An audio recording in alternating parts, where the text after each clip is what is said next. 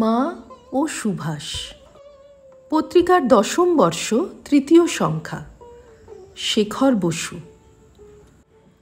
সুবিশাল ব্যক্তিত্ব দেশবন্ধুর।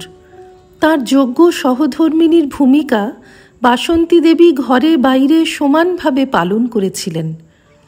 1921 সালে সারা দেশে গণজাগরণের আলোড়ন তীব্রতর হয়ে উঠেছিল। ওই বছর 7ই ডিসেম্বর বাসন্তী দেবী পথে নেমেছিলেন খাদি বিক্রিতে নেতৃত্ব দেওয়ার জন্য। তাঁর সঙ্গে ছিলেন দেশবন্ধুর বোন উর্মিলা দেবী। নতুন নেত্রীকে সামনে পেয়ে জনগণের মধ্যে অভূতপূর্ব সাড়া পড়ে গিয়েছিল। খবর চলে গিয়েছিল পুলিশের সদর দপ্তরে। কিছুক্ষণের মধ্যে পুলিশ বাহিনী ক্রমে হাজির হলো ওখানে। সার্জেন্ট এগিয়ে এসে বাসন্তী দেবীকে জিজ্ঞেস করলেন, কি করছেন আপনি জানেন? স্পষ্ট গলায় বাসন্তী দেবী উত্তর দিলেন, না জানার তো কোনো কারণ নেই, আমি খাদি বিক্রি করছি।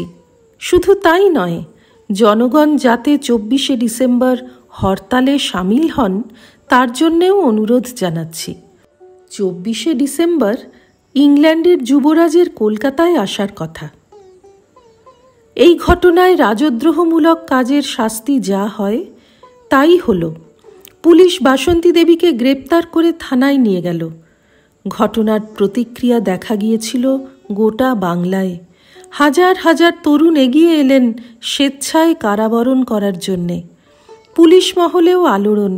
থানায় নিয়ে যাওয়ার পথে কয়েকজন পুলিশকর্মী বাসন্তী দেবীকে কথা দেন তাঁরা পুলিশের চাকরি ছেড়ে দিয়ে দেশ সেবায় আত্মনিয়োগ করবেন। বাসন্তী দেবীর গ্রেপ্তারের খবর শান্ত মনে গ্রহণ করেছিলেন দেশবন্ধু। জাতীয় কর্মসূচি দ্রুত রূপায়ণের জন্য ডাক দিয়েছিলেন দলের কর্মীদের। ভারতীয় নারীদের সাহস আর স্বার্থত্যাগের মনোভাব তাঁকে খুশি করেছিল। অনেককে ডেকে ডেকে বলেছিলেন, সরকারের ভিত যে নড়ে উঠেছে এ ব্যাপারে তিনি এবার নিশ্চিত। ব্রিটিশ সরকার অবশ্য জনরোষকে জিইয়ে না রাখার জন্য গভীর রাতে বাসন্তী দেবীদের মুক্তি দিয়ে বাড়ি পাঠিয়ে দিয়েছিল। সহধর্মিণীকে এভাবে ছাড়া পেতে দেখে অপমানিত বোধ করেছিলেন দেশবন্ধু। অপমানের আঁচ বাসন্তী দেবীর গায়েও লেগেছিল। সুতরাং পরদিন সকাল হতেই তিনি আন্দোলন করার জন্য আবার সঙ্গীদের সঙ্গে নিয়ে পথে বেরিয়ে পড়লেন। এই ঘটনার 3 দিনের মধ্যে দেশবন্ধুকে গ্রেপ্তার করা হয়।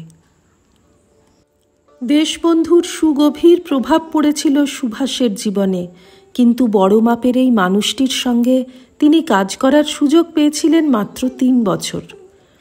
পণ্ডিতেরা বলেন, দেশবন্ধুর আকস্মিক প্রয়াণ না হলে গুরু শিষ্যের জোট ভারতের স্বাধীনতা সংগ্রামের ইতিহাসে ভিন্নতর মাত্রা আনতই। কিন্তু ইতিহাসের স্রোত নিজস্ব নিয়মে বয়ে চলে।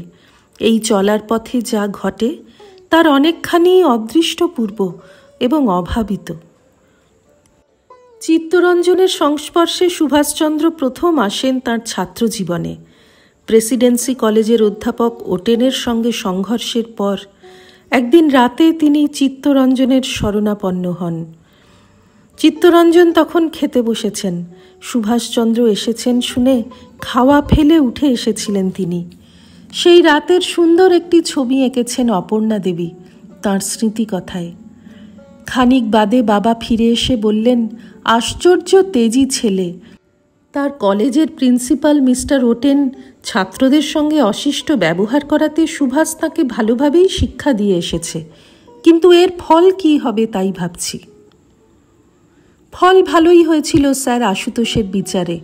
প্রেসিডেন্সি কলেজ থেকে সরিয়ে দেওয়া হলেও ইউনিভার্সিটি থেকে সুভাষকে বিতাড়িত করা হয়নি। পরে স্কটিশ চার্চ কলেজ থেকে সম্মানের সঙ্গে বিএ পাশ করে তিনি লন্ডনে যান। সেখানে আইসিএস পরীক্ষায় 4র্থ স্থান অধিকার করেন। পরে কেমব্রিজ বিশ্ববিদ্যালয় থেকে মনোবিজ্ঞান আর নীতিবিজ্ঞানে ট্রাইপোজ সহ বিএ পাশ করেন। শ্রী রামকৃষ্ণার্পণমস্তু।